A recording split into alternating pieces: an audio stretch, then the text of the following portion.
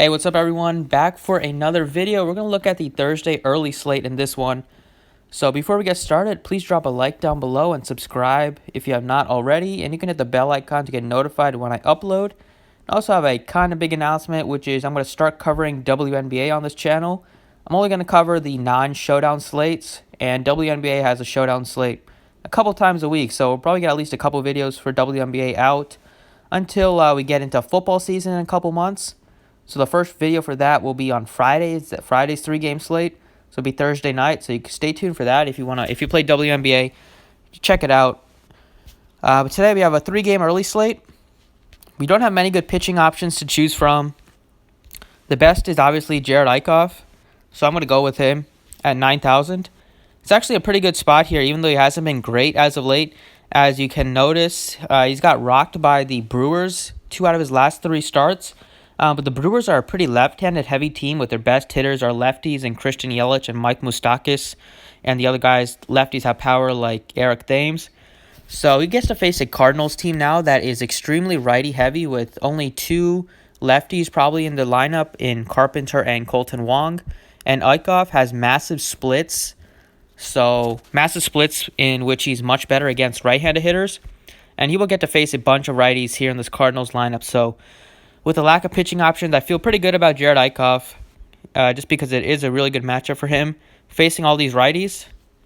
So this season, he's been really good against righties, held them to just a 208 batting average and a 337 slugging percentage. He's gotten crushed by the lefties, as you can see. And for his career, it's the same story. He's been amazing against righties, held them to a career 218 average and a 354 slugging. But he's been downright terrible against lefties, and he's faced 915 of them, and they're hitting 292 against him and a 517 slugging. So with this really righty-heavy lineup of the Cardinals, I think Jared Eichhoff is a really good play. He also has some strikeout upside here. The second pitcher I'm going to go with is going to be payout for both pitchers. Sandy Alcantara. He's not a super appealing option. He's only had like one good game recently, which was against the Mets, but that was like a GPP winning game where he went the complete game, shutout, and only threw 89 pitches. He has some good upside. That's his second big game of the season. He had opening day, he put up 31 against the Rockies. This Giants offense is really bad. This ballpark is really good to pitch in, and I think Alcantara has a little bit of upside. He doesn't have a ton of strikeout upside, but he can go like 6 or 7 innings, hopefully. And I don't think the Giants team is going to really rough him up. So as long as he can get me like 15 DraftKings points, get me around 15 DraftKings points, I'll be pretty happy with him. Just because I don't feel safe with any other pitcher. Like Tyler Beede was destroyed in his first couple starts. He's a little cheaper than Alcantara, so you can go with him if you want. But I would rather just go up to Alcantara, who I think is a little more safer. And then Hudson, maybe for GPPs you can go with him. But I kind of like the Phillies' offense a little bit, especially one hitter I love against him. And then I'm not going to play anybody in cores either, so it's really Alcantara or Hudson as your other SP2 spot. So I'm going to go with those 2 guys. At second base, it's not a particularly deep position besides Marte, who you can easily play at the outfield position, but besides them, you have a pretty expensive Ryan McMahon. You have a extremely expensive Vargas, and then you have like Cesar Hernandez, who I like, right? But I'm going to go pretty cheap here just because the position's not very good, and it allowed me to pay for some other positions, and I think this guy has a little bit of upside.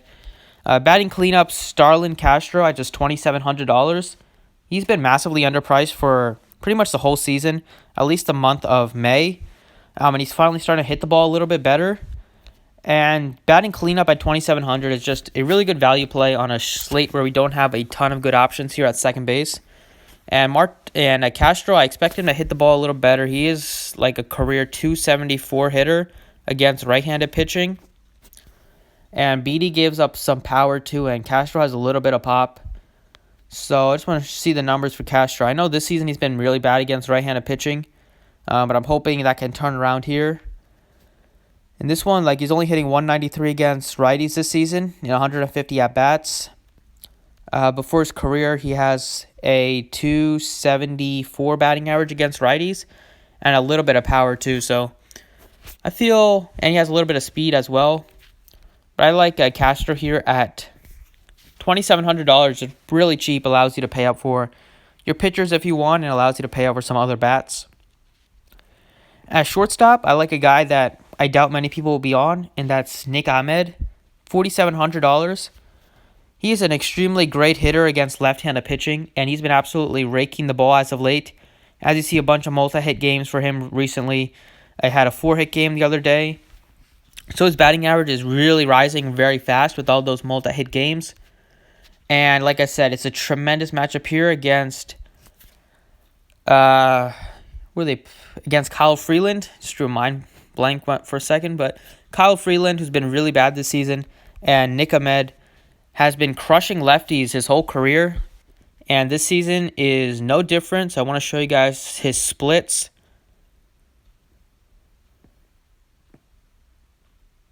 So he has a incredible 387 batting average against lefties this season, with a couple of home runs and just 62 at-bats. That gives him a 258 ISO and a 645 slugging percentage. And for his career, he's been much, much better against lefties as well. He's batting a career 286 against lefties, just a 212 career hitter against righties. And he has much more pop against lefties too, with a 181 career ISO and a 467 slugging. So playing in Coors, it seems like a really good spot for him, especially the way that Freeland has struggled this season. Teams are really figured him out after he pitched really well last year. So it's up to him to make some adjustments, but until he does that, I'm just going to continue picking on him with some good hitters, especially when he's pitching in Colorado. But Freeland has been a little worse to lefties this season, but it's a very small sample size, only 8 innings. He's been bad to righties too, giving up a 497 slugging, and he's given up 11 home runs. And at home, he has been extremely bad at home. He has given up an 8.65 ERA in Coors with a 294 average and a 550 slugging. So I like a few of the Diamondbacks, as you would expect. And the way Ahmed's hitting the ball, I think he's a really good play at shortstop. In the outfield, going to go with Ketel Marte, another guy that's been hitting the ball really, really hard. Another guy just like Ahmed that has a bunch of multi-hit games recently. He has a ton of upside, and he's a really good hitter against lefties too, just like Ahmed. So look at his numbers here.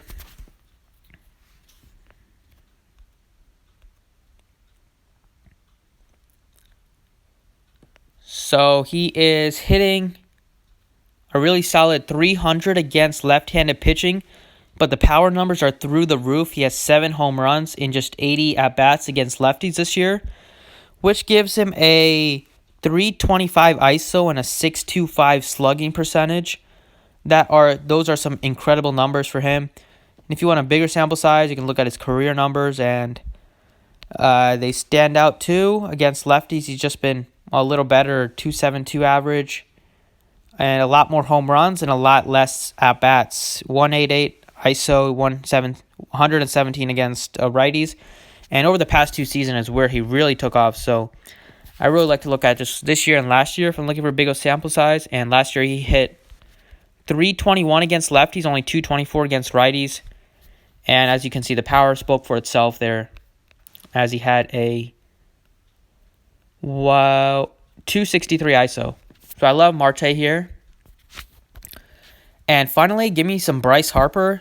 He still is massively underpriced here, and he might start to figure things out here. He's been hitting the ball really hard the last couple games. I said a couple doubles. I know he had a huge game yesterday. So he's been hitting the ball hard. He has a ton of strikeouts, though, 75 Ks and 198 at-bats. That is really embarrassing. But I love the spot here against Hudson. Dakota Hudson has been destroyed against left-handed hitters this year, and Bryce Harper is the only true lefty the Phillies have in the lineup. Hernandez is a switch hitter, but Harper is the only guy that only bats from the left side. Well, him and Nick Williams, too. I forgot about Nick Williams. So him and Nick Williams, but Harper is going to be hitting right in the heart of the lineup. Hudson has given up a 616 slugging against lefties this year and a 348 average.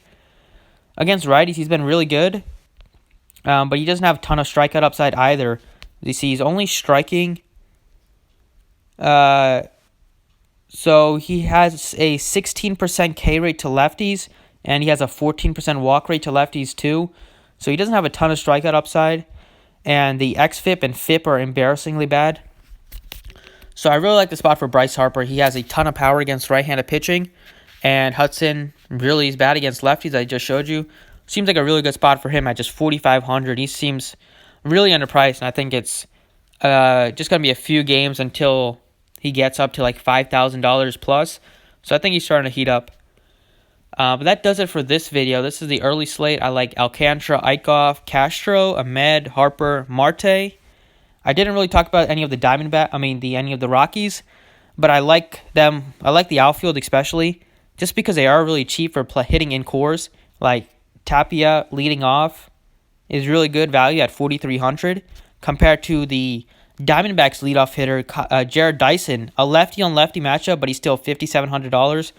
That will never make sense to me with that price tag on Dyson. And same thing with Dahl. He's really cheap at 4,200, and he has power and hits for high average. So those are two guys I like a lot for the Rockies, as you can definitely stack them up like a 1 through 5 stack. That's it. Like I said, the Phillies, Harper's like the only guy I really like on the team. And with the way Hudson's been against righties, I'd have no problem playing him instead of Alcantara if you want to have some extra money to spend on your hitters. But that should do it for the video. These are the picks I am locking in as of now. Thanks for watching. I appreciate it, and good luck today.